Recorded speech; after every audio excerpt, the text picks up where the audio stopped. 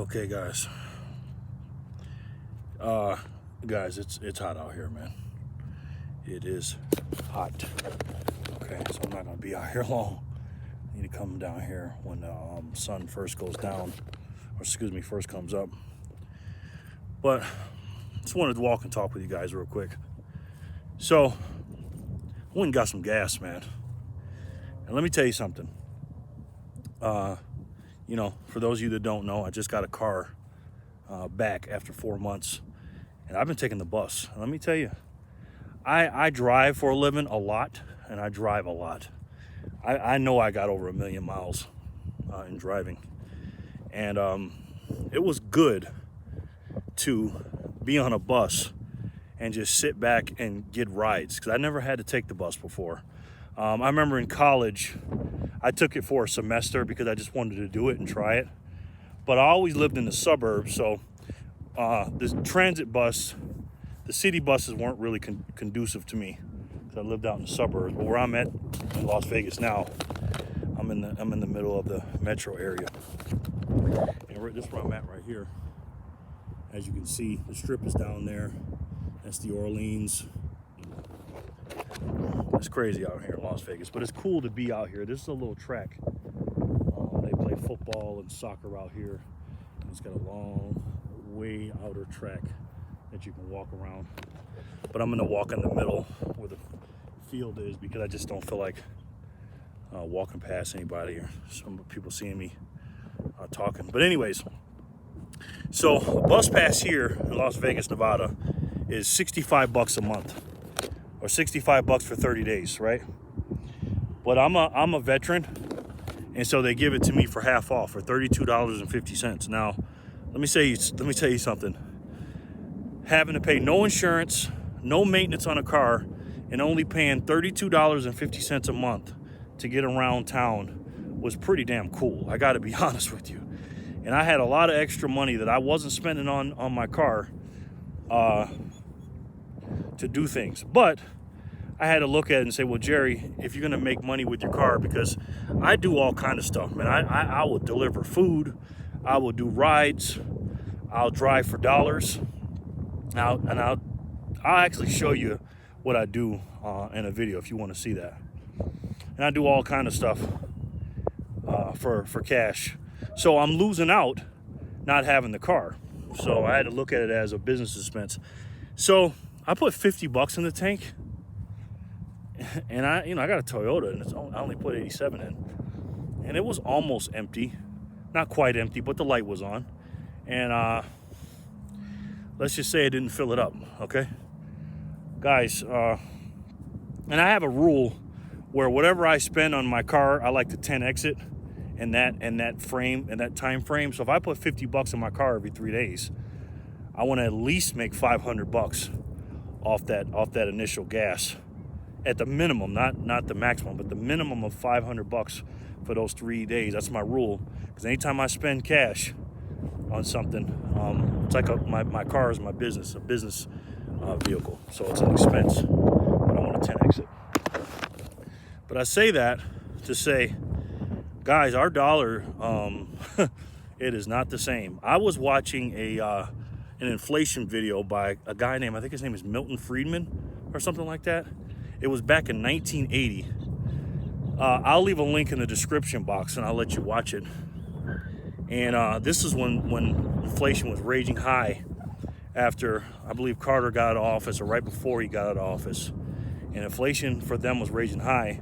And he did a really good explanation on what inflation is.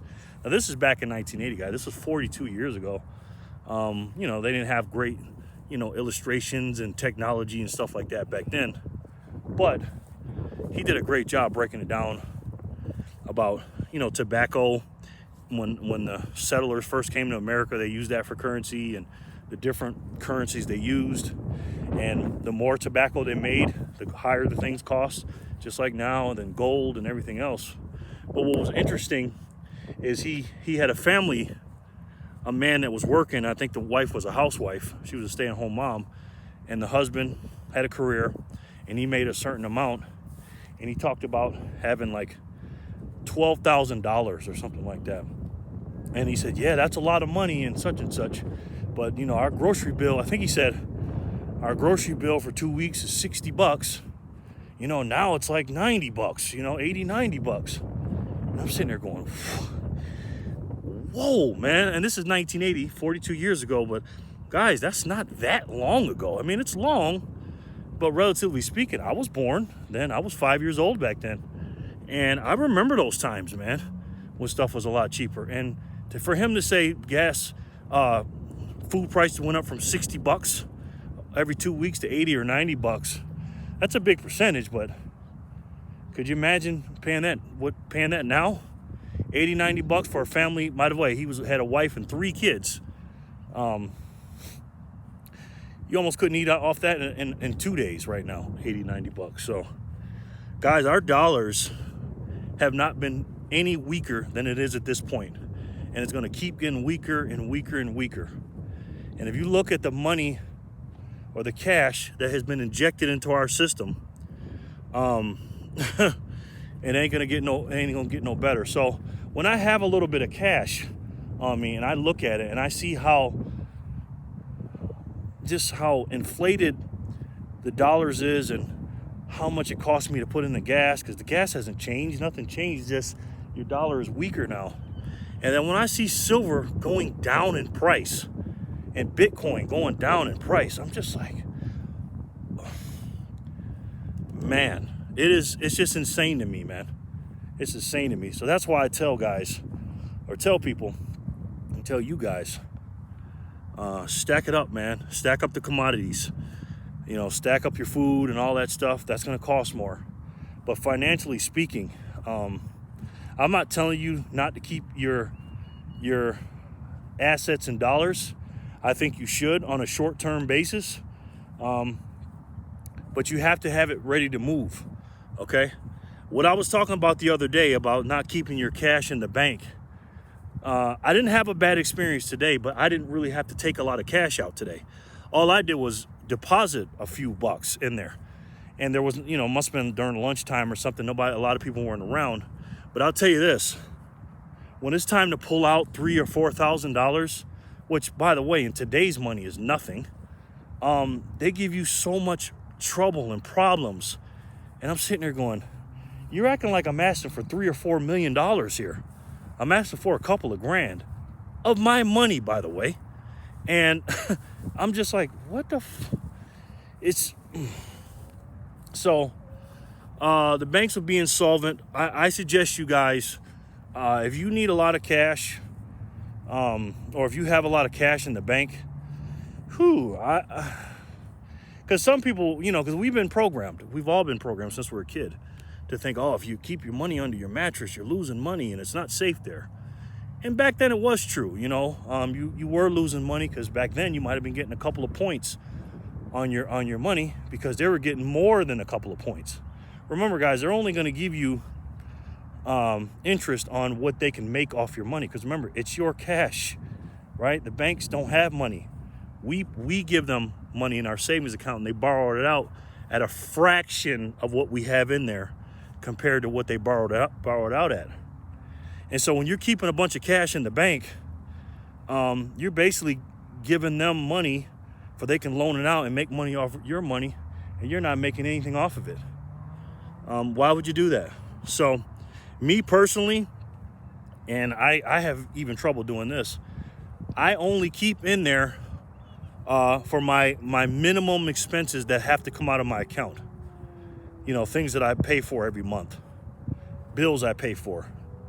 Other than that, and sometimes I even don't have enough to do that. I have to go in and deposit some, because if something happens, I keep my cash in a very, very safe, secure place where nobody's at. And some, like I said, I have a problem with that because sometimes I do dip into it and buy silver and stuff like that. But even with Bitcoin, I'm buying Bitcoin. When I say, oh, let me just deposit a quick $200, I'll keep it in there. I won't do anything with it. I'll pay a bill with that, and then I turn around and buy freaking Bitcoin, and then I got to turn around and deposit even more cash. So I suggest you guys keep your powder dry, keep your cash on the sidelines, because like I said, the sales are not just coming, they're here now. And also, you don't want to be the bank for the bank to be insolvent and keep your money And if there's a bank run, you know, the FDIC insured thing for 250 grand, they don't have to pay that back for like 99 years or something like that. So you don't want to get caught up in that. That's just another facade. They do have to pay you back, but they got up to 99 years. And look that up. I'm not making it up. So your dollars are not going as far as they used to. We all know that. So what's going on now? You know, what's going on with the recession and the housing market and the stock market and the bond market, debt market? Well, the stocks had a run up today, which I had a funny feeling it would. Let's just say I believe the plunge protection team was, you know, and I heard about the banks overseas doing whatever they're doing, but okay, I'm not saying that, but I don't think that many people were buying into stocks on a Tuesday after the holiday. I just think the plunge protection team came on in there and swooped up some stuff. I'll just leave it at that. And the debt market, you know, they run reverse of each other, the debt market and the stocks and the bonds and the housing market, you know. Because I'm going to tell you, when you raise interest rates, you're forcing a recession. Okay, whether they want to admit it or not, it's just going to happen. They're just doing it. They're just killing us slowly. They're killing us with 1,000 cuts, and the recession's coming on paper, according to them. But it's already here, and we're fully into it. So what's going to happen? Well, first the bond market's going to go down, and if you got bonds right now, yeah. Again, I got a bridge to sell you. Okay, the bond market will go down first, then the stocks, then the housing market. And the reason is the housing market goes down last because you can't sell a house as quick as you can with your bonds and your stocks, obviously. So it takes a while to sell a house. But let me tell you, if you read the papers now, you know, I read the paper, I think it was Saturday or Sunday, that people are starting to drop the prices of houses down here in Las Vegas. And, you know, that, you know, getting 10 or 20,000 over asking prices, that's done, okay? And I'm not saying houses are on sale right now. They're not. They're definitely on sale compared to what they were before at the highest peak. But I'm gonna tell you something. They're on the way down now, okay? And if you be patient and if you need a house, you can probably get some great deals, man. Some great deals. And unfortunately, it's going to be off the backs of people that were in debt to their eyeballs, man, and put themselves in the positions where people made some really, really, really terrible choices with their money, with getting credit and everything else. And I know people personally, and I'm even embarrassed to say this, that are still waiting on a freaking stimulus check to bail them out. Oh my gosh. That is, to me, is unbelievable. But again, if you know what's going on, it's not unbelievable, because that's what those boys, those G boys who run everything, want you to do. They want you to be dependent on them. And when it comes to the CBDCs and the you know, the free lunches and stuff, and you own nothing and like it, this is all part of the plan, guys. But not for me and you. We will be our own bank. We'll be our own bank of knowledge, physical fitness, cash, digital money, aka Bitcoin for me and others, and the physical, real, tangible money of gold, and also silver, which they say is not a monetary money anymore, but trust me, there's not a lot of things that are more liquid than silver nowadays, because it's literally money to me, because I just bought 2 dimes. Those are 2 constitutional silvers. But I'll tell you guys this, when this stuff hits the fan, I mean really hits the fan, when people are desperate, holding on for dear life of their homes, and They sold everything they can. They're 6 to 8 months behind on their mortgages or rents or whatever. They can't feed their families. This is, like I said, it's going to make the Great Depression look like a couple of kids playing in a sandbox, man. I truly believe that. When you go and look back in history of the United States of America and you look at the Great Depression and see what happened then, that was bad. But the conditions that caused it was nowhere near what we're doing now. 07, 08, 09, that was a housing situation. But this is all the above. And a dollar crash, a dollar reset, and that's what they want to do. I mean, just look at the chart. Go to pause this video and go to Fred, F-R-E-D, and type in M1 supply.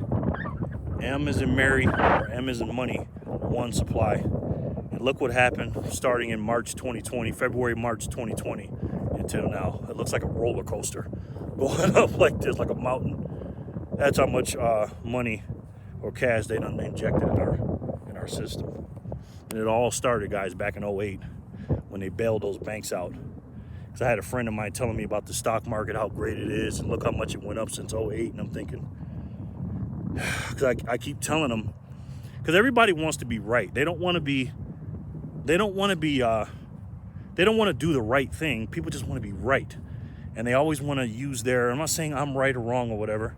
I just go by the facts and I look at the truth. But I have a friend of mine, I keep telling him, I say, look, man, I'm not telling you to get out of the stock market. I told him this months ago. I said, but the stock market is pretty much at its peak and it's starting to go down. I'm not telling you to sell your whole portfolio, but why don't you do this? Why don't you take some profits off of it? Because he's in his 30s. He's like, I'm not worried about it. It'll come back, which it will. I know it will. But the 1980 bull run is over. It's we've done it for 42 years. It's over. And I told him that. And it's going to be going down. So I said, why don't you take some of those profits? Because I know you're up. Everybody's up. You got to be. Where'd all the extra money come to? Where did it go? Take those profits, put it in the cash, buy some things that you quote unquote, that you need, not want, and then take the rest of it and buy your stocks right back with what you have left over. No, I'm not doing that. And then he sends me all these memes and pictures of. He showed me the stock market. I'll show you this one right here. He showed me that. And I'm sitting there going, dude, the reason why it's like that, it's because, again, the money printing. Most of the money went to the stock market. The money, when it just comes into the system, it doesn't just disappear. It goes somewhere. And when people that are brainwashed and plugged into the system, what do? What's investing to them? 401ks, IRAs, the stock market, portfolios, the bond market. That's what they were told. Instead of, buying precious metals or Bitcoin or buying real estate or, investing in themselves or, buying a business and investing in another business or something like that. They go straight to the stock market and think they're going to be rich. And again, when I talk about Bitcoin, guys, I'm not saying that I know for a fact that it's going to work and I'm going to get rich off Bitcoin. I'm not saying that. What I'm saying is, when I look at the digital world, which we're in, and we're 90-something% digital when it comes to our money and our assets, I have a choice, and you have a choice too. You have the CBDCs, because I believe 7 to 10 years, we'll have three choices digitally. I truly believe that the United States of America will lose their world reserve currency status. I really do. I mean, for this administration to do the things that they've done, we're going to lose it anyways, but they put us on the fast track to lose it, okay? If you don't believe me, watch Ray Dalio's Changing World Order. I have that book, and watch the 43-minute video. I'll put a link in the description box, by the way, on that. That is, and I bought that book too. I read that book 3 times, and it's just cycles. We're going to lose the reserve currency. So what's going to happen? In America particularly, we'll still be able to use our dollars, and they'll still be recognizable, but all over the world it won't be. Because even though, comparatively speaking, relatively speaking, the United States dollar is still more powerful or up or whatever, the cleanest shirt in the dirty hamper, is better than the other 6 reserve currencies, or the 6 currencies, excuse me. That's the ones they measure them. It's 7 of them.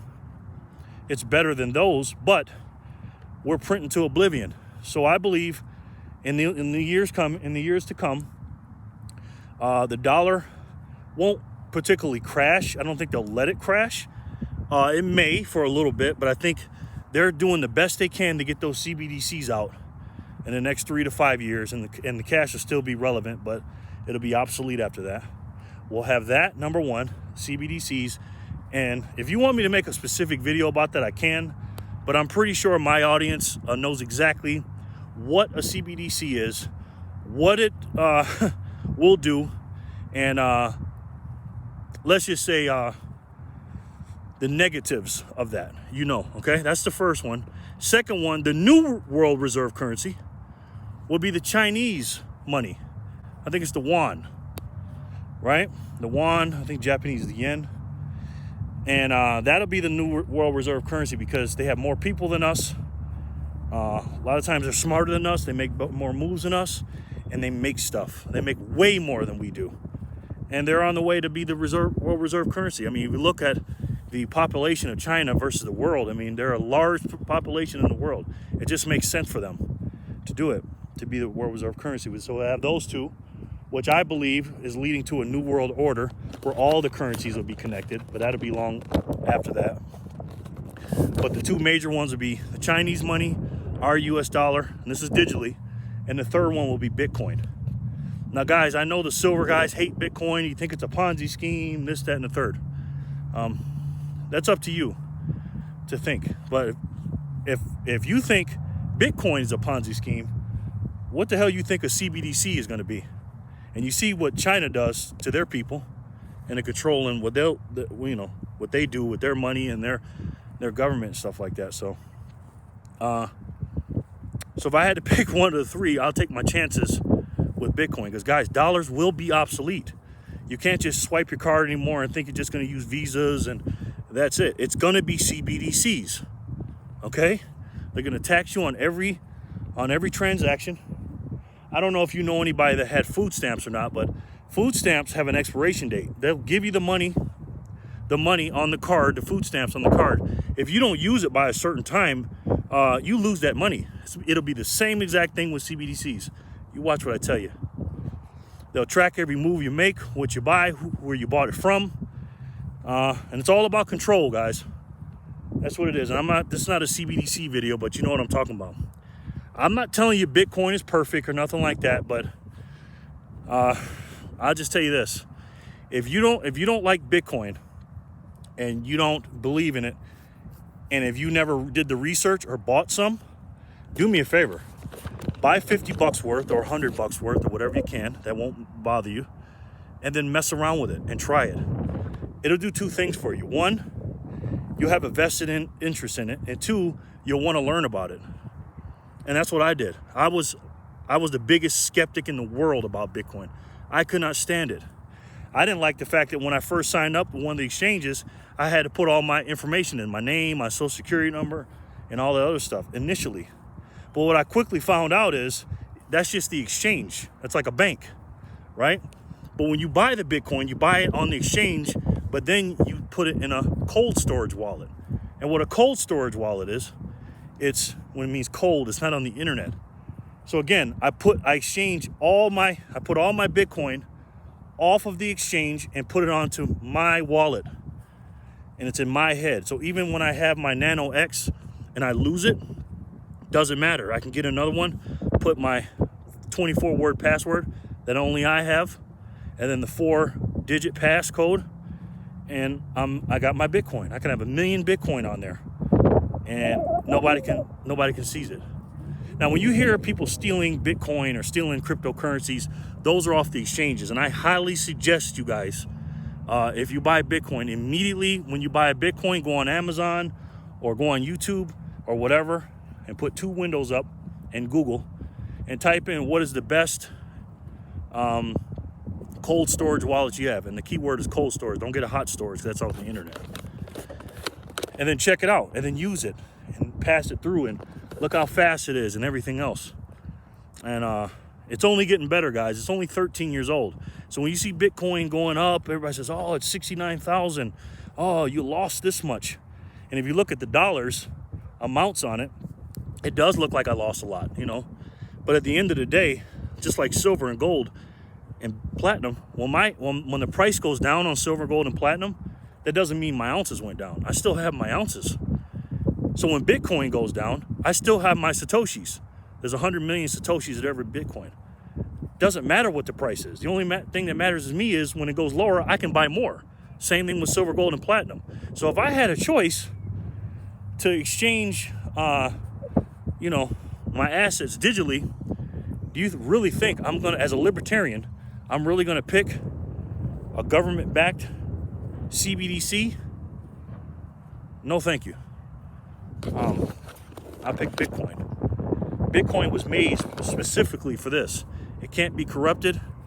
Nobody's in charge of it. It has a big network. The network's getting stronger. There's more people that have cold storage more than ever. The hash rate is going faster. And it's, I hate using the word perfect. I said I wasn't going to use it, but if you look at the technology and really, really look into it, guys, it is, it's unbelievable. And they say there's going to be 21 million Bitcoin. For these you novice guys, there's not 21 million Bitcoin. There's about 14 million right now because a lot of them got lost because somebody died with their passcode, and there's obviously people that lost 1 or 2 million of them and stuff like that. As of now, there's 14 million about, and they'll stop mining in 2140, something like that. And I truly believe everybody in the world will be buying Bitcoin. Do you want to buy it at 21,000 and cost average? You want to buy it at 250,000 a coin? It's just going through a cycle, guys. It's a 13-year-old, like Garrett Southaway says on David Lynn's Kitco thing. He says like a 13-year-old kid, and it goes up. I have so much conviction in Bitcoin. I'm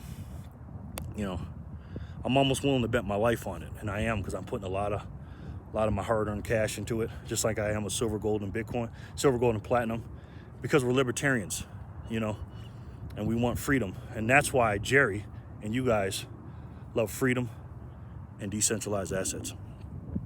All right, guys, let me know what you think in the comment section below. Sorry this video was a little long. Trying to get my son, trying to burn some calories here. Let me know what you guys think about Bitcoin.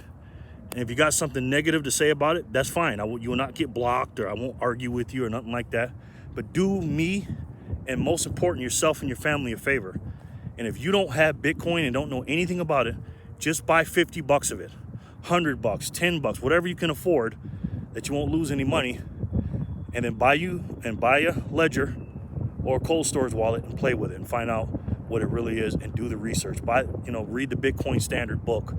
Listen to Michael Saylor, listen to the things and find out for yourself. Don't listen to me, do your own research, all right? Also, what do you guys think about my pickups? What do you guys think about silver? What do you guys think about the market today? And let me know what you guys think, what's going on overall here in the United States of America and your part of the world, all right? Let me know, please, guys, in the comment section below. Do me a favor, guys. If you like this video, hit the like button only if you like it. If you like my channel and my videos, go ahead and share it, guys. Am I sharing stuff with you? I'm sweating my ass off out here. Showed you some silver. Showed you Nevada Coin Mart. And unfortunately, the young man that passed away, God rest him. God bless him. God rest his soul. Rest in peace to him. And God bless his family.